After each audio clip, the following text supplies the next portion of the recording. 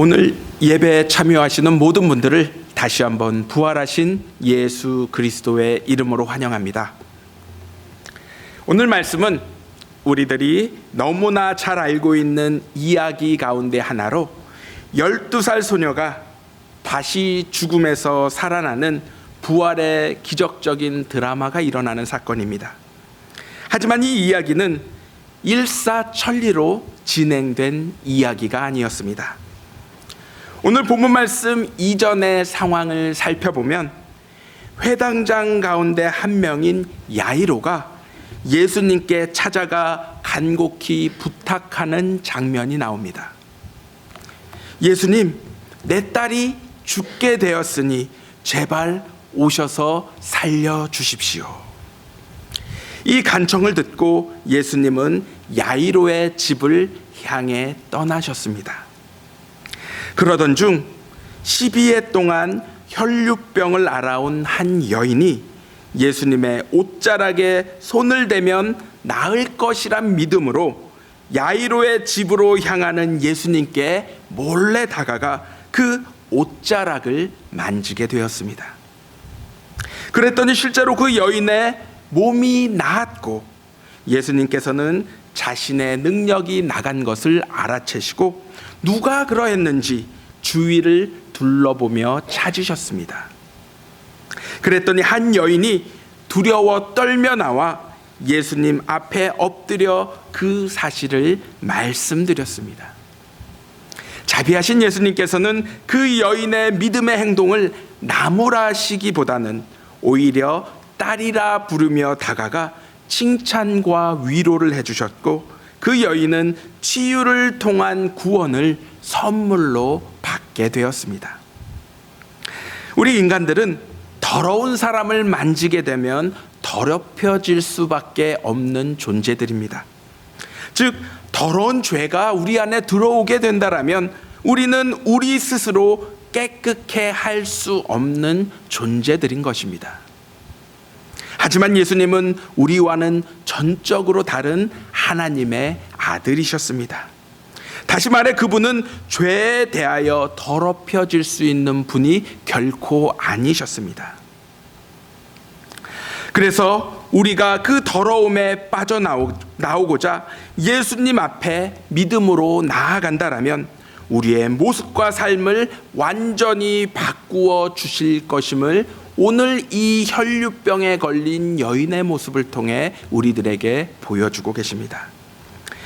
다시 말해 예수님은 오늘 이 말씀을 통해 우리 또한 이 혈류병에 걸린 여인과 다를 바 없이 그 누구에게도 너무나 부끄러워 말하지 못하는 자신만의 고민과 죄들을 끌어안고 씨름하며 살아가고 있는 고된 인생임을 알게 하고 계십니다.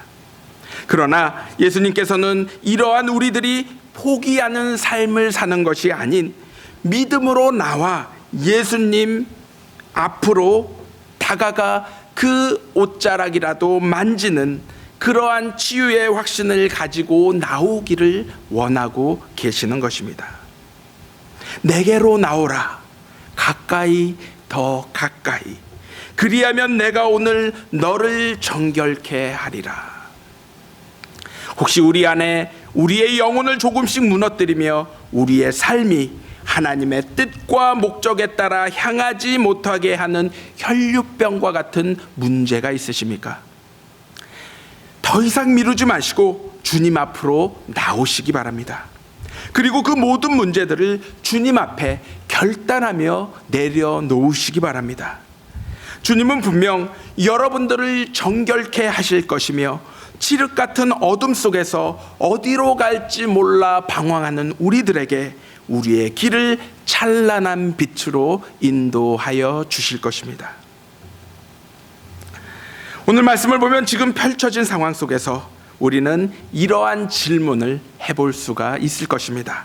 그 질문은 과연 야이로의 눈에 혈류병에 걸린 여인이 치유된 사건이 과연 어떻게 다가왔는가? 야이로의 입장에서 보면 자신이 먼저 예수님을 초청해서 모셔가고 있는데 갑자기 한 여인이 나타나 예수님의 길을 지체시켰던 것입니다. 자기 딸의 목숨이 경각의 상황에 달려있는 그러한 상황 속에서 이 여인은 아마도 야이로에게 너무나도 불편한 사람이 되었음에 틀림없었을 것입니다. 그런데 이 여인만큼이나 야이로의 위대함이 무엇인지 아십니까?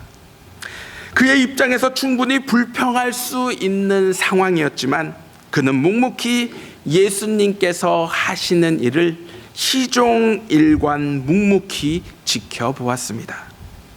예수님을 전혀 재촉하지 않고 그분이 하시는 일을 끝까지 지켜보며 기다리는 모습.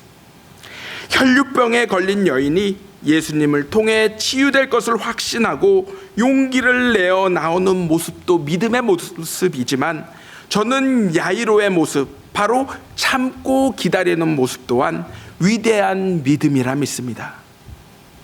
그때 야이로에게 한 사람이 달려와 야이로의 딸이 이미 숨을 거두었다라는 슬픈 소식을 전하게 되었습니다.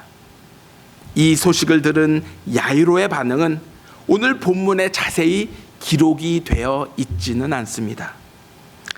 하지만 인간적인 감정 속에서 그의 상심은 무척이나 컸을 것으로 추측이 됩니다. 야이로에게 슬픈 소식을 전한 사람은 이제 예수님을 더 이상 괴롭혀서 무엇하겠습니까? 이제는 다 쓸데없는 일이니 집으로 돌아갑시다라는 말을 꺼냈습니다. 다시 말해 이미 딸이 죽었으니 이제는 더 이상 예수님이 필요 없다라는 것입니다. 그러므로 죽은 아이를 앞에 놓고 왈가불가하는 것은 시간만 허비하는 일이니 이제 모든 희망을 포기해 버리자라는 이야기였습니다. 그렇다면 여러분들, 이 모습 어디서 많이 보신 모습은 아닌지요? 성경에 등장하는 속이는 자, 바로 마귀의 모습입니다. 사도 바울은 이러한 마귀에 대하여 베드로전서 5장에서 이렇게 말씀합니다. 근신하라, 깨어 있으라. 너희 대적 마귀가 우는 사자와 같이 두루다니며 삼킬 자를 찾나니 너희는 믿음을 굳게 하여 그를 대적하라. 솔직히 우리가 우리의 힘으로 마귀와 대적하여 이긴다라는 것은 불가능합니다. 왜냐하면 마귀는 늘 우리의 가장 취약하고 아픈 부분들을 치밀하게 공략하며 들어오기 때문입니다. 바로 우리가 우리의 욕심을 채우기 위한 어떠한 목적 때문에 예수님을 믿다가 그 목적을 이루거나 혹은 그 목적 자체가 예수님을 통해 성취될 가능이 전혀 없게 되면 마귀는 여지없이 우리의 성공을 통해 혹은 우리의 실패를 통해 우리를 공격하여 불신앙으로 향하게 합니다. 그러므로 우리가 평소에 주님이 주시는 믿음을 통해 마귀의 시험에서 벗어날 수 있는 준비된 사람이 되어야 합니다. 바로 이러한 믿음을 지키기 위한 훈련에 우리는 시간과 물질 그리고 헌신을 아끼지 않는 노력이 반드시 필요한 것임을 오늘 말씀을 통해 우리에게 또한 보여주고 있는 것입니다. 이러한 절망의 상황 속에서 예수님은 야이로에게 두려워하지 말고 믿기만 하라라고 말씀하셨습니다.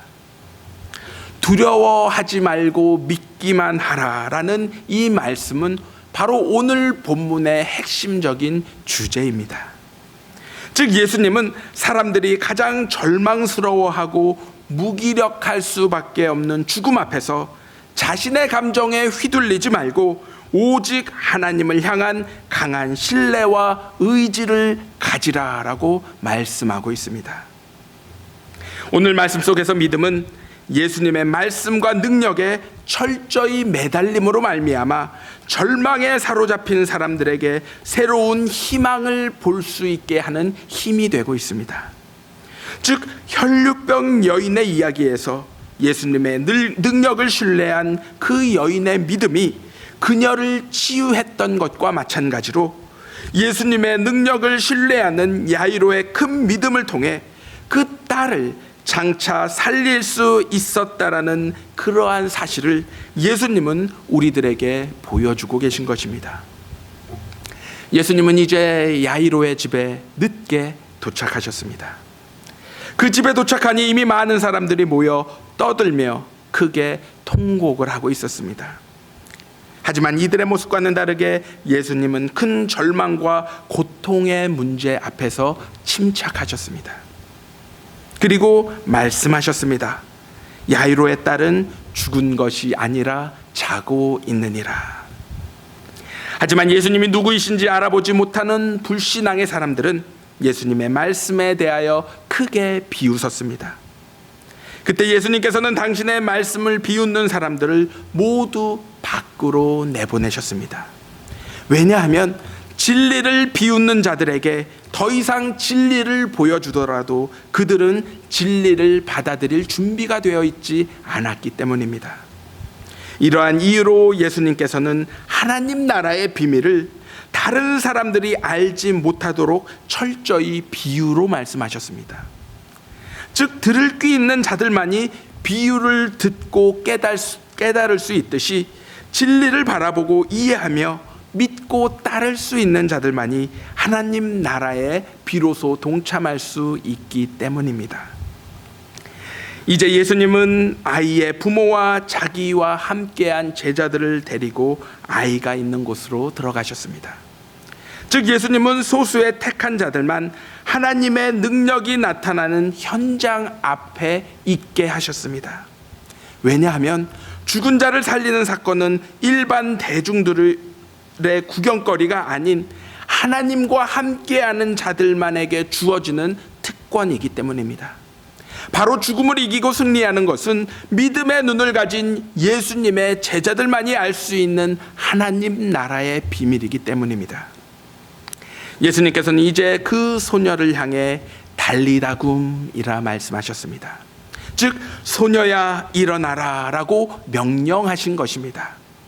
그랬더니 죽어있던 12살 소녀가 즉시 일어나 걷게 되었습니다. 바로 죽은 줄 알았던 이 소녀는 예수님의 능력으로 다시 살아나게 되었던 것입니다.